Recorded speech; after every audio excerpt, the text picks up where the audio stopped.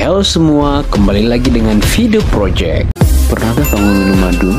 Ya, senyawa yang diproduksi oleh lebah madu ini amat digemari oleh manusia karena rasanya yang manis dan enak, serta manfaatnya yang besar jika dikonsumsi secara teratur. Ternyata di balik enaknya rasa madu ini menyimpan fakta yang menakutkan. Salah satunya madu bisa membuat orang jadi gila. Wah, kenapa bisa begitu ya? Sebelum lanjut ke informasinya, bagi yang belum silahkan di-subscribe dulu ya, dan tinggalkan like dan komentar di bawah. Berikut ini adalah 5 fakta seputar madu yang bakalan membuat kamu takjub sekaligus ngeri. Number 1. Mengandung air liur lebah. Madu dibuat oleh lebah. Ini sudah menjadi pengetahuan umum. Namun tahukah kamu bagaimana cara lebah membuat madu? Jika memakai sudut pandang manusia, cara lebah dalam membuat madu terbilang menjijikkan karena turut melibatkan air liur. Lebah memiliki 2 jenis lambung dalam tubuhnya, lambung untuk menyimpan nektar dan lambung untuk makan. Saat lebah hinggap pada bunga untuk menghisap nektar, lebah akan menyimpan nektar tersebut dalam lambung nektarnya. Lebah yang sudah menghisap nektar selanjutnya akan terbang kembali ke sarangnya. Setiba di sarang, ia sudah ditunggu oleh lebah pekerja lain. Lebah yang baru kembali dari sarang kemudian akan memuntahkan nektar tersebut ke dalam mulut lebah yang sudah menunggunya tadi. Lebah yang menerima muntah nektar tadi kemudian akan pergi mencari bilik sarang yang kosong. Di sana, lebah akan memuntahkan sebagian nektar ke dalam bilik. Saat nektar tersebut mengalami kontak dengan udara, terjadi reaksi kimia yang mengubah komposisi zat gizi dalam nektar. Lebah kemudian akan menghisap kembali nektar yang sudah dimuntahkannya tadi supaya bercampur dengan nektar yang belum ia muntahkan. Sesudah itu, lebah akan kembali memuntahkan sebagian nektar dan menelannya kembali. Proses ini dilakukan berkali-kali oleh lebah selama beberapa menit. Menjijikkan ya guys. Langkah berikutnya yang perlu dilakukan oleh lebah adalah mengurangi kadar air dalam nektar. Untuk melakukannya, lebah akan mengipasi nektar dalam bilik supaya airnya menguap. Sesudah itu, lebah akan menutup pintu bilik dengan zat lilin. Pada tahap ini, nektar sudah berubah sepenuhnya menjadi madu yang siap dimakan oleh seluruh penghuni sarang. Number 2. Madu gila. Rasanya tidak akan ada orang yang menolak jika ditawari madu. Rasanya yang manis dan kandungan gizinya yang tinggi menyebabkan madu banyak dikonsumsi oleh manusia di berbagai belahan dunia. Namun bukan berarti semua madu bisa dikonsumsi dengan aman loh ya. Madu gila adalah contohnya. Istilah madu gila diberikan karena jika madu ini sampai dimakan oleh manusia, maka orang yang memakannya bisa bertingkah liar bak orang gila. Madu gila sendiri aslinya adalah madu lebah yang nektarnya berasal dari bunga beracun, misalnya Rhododendron locticum. Jadi, ketika seseorang meminum madu ini, maka akan menyebabkan seseorang tersebut kehilangan kendali dan memicu bertingkah liar seperti orang gila. Madu jenis ini banyak ditemukan di Nepal di pegunungan Himalaya.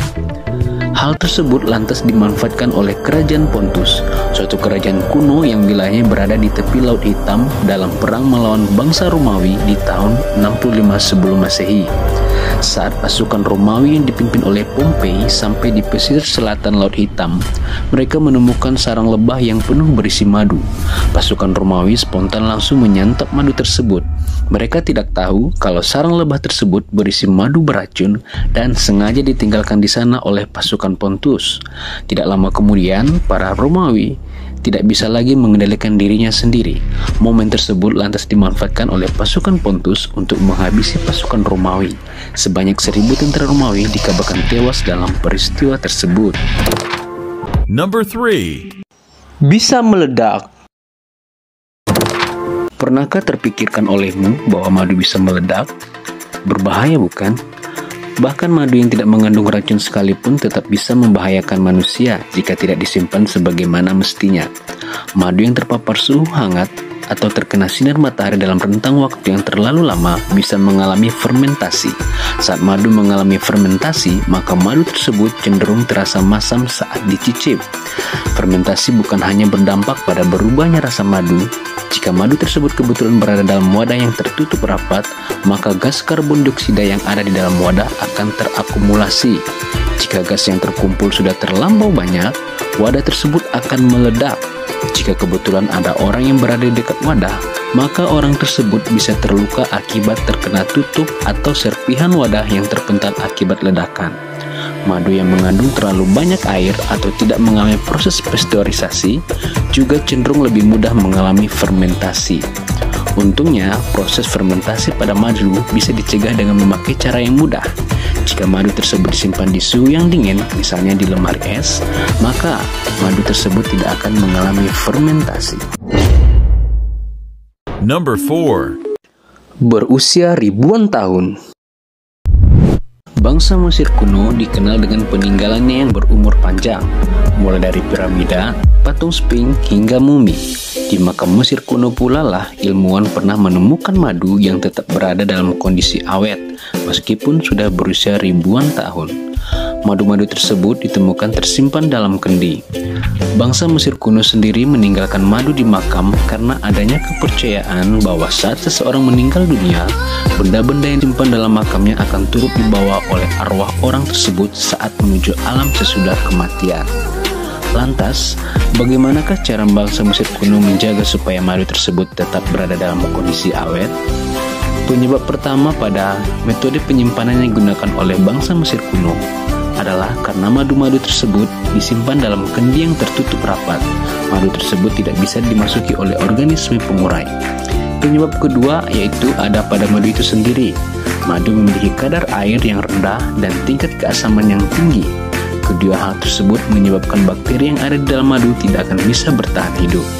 Karena faktor terakhir pula lah madu banyak digunakan oleh bangsa Mesir kuno sebagai obat. Selain untuk diminum, bangsa Mesir kuno kerap menggunakan madu untuk mengobati penyakit mata, luka pada kulit. Number 5. Hukuman mati madu. Di balik kebaikan dan keuntungan yang dimiliki oleh madu, ternyata ada yang menggunakannya sebagai penyiksaan. Serem gak tuh guys? Oh no! Di masa lampau, madu juga pernah digunakan sebagai alat untuk menyiksa orang hingga mati. Wah, ngeri ya. Bagaimana cara kerjanya?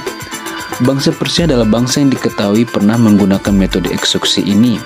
Metode ini dikenal dengan skapism. Mula-mula korban akan diikat dan kemudian disirami dengan madu serta susu. Korban juga bakal disuapi dengan madu hingga korban merasa kekenyangan. Sampai sini, hal tersebut tidak nampak sebagai siksaan. Namun, apa yang terjadi kemudian bakal membuat siapapun merasa ngeri. Karena sekujur tubuh korban kini dilumuri oleh madu. Hewan-hewan seperti semut dan tikus pun kemudian akan berdatangan mengerubungi tubuh korban. Hewan-hewan tersebut selanjutnya akan menggerogoti tubuh korban dari luar dan dalam. Yang bisa dilakukan korban kini hanyalah pasrah menanti ajalnya sambil menahan rasa sakit yang tidak kunjung hilang. Sesudah 2 minggu lebih, biasanya korban tersebut sudah meninggal dunia dalam kondisi tercabik-cabik. Itulah beberapa fakta unik dan menakutkan tentang madu. Setelah ini, apakah kalian masih mau minum madu guys?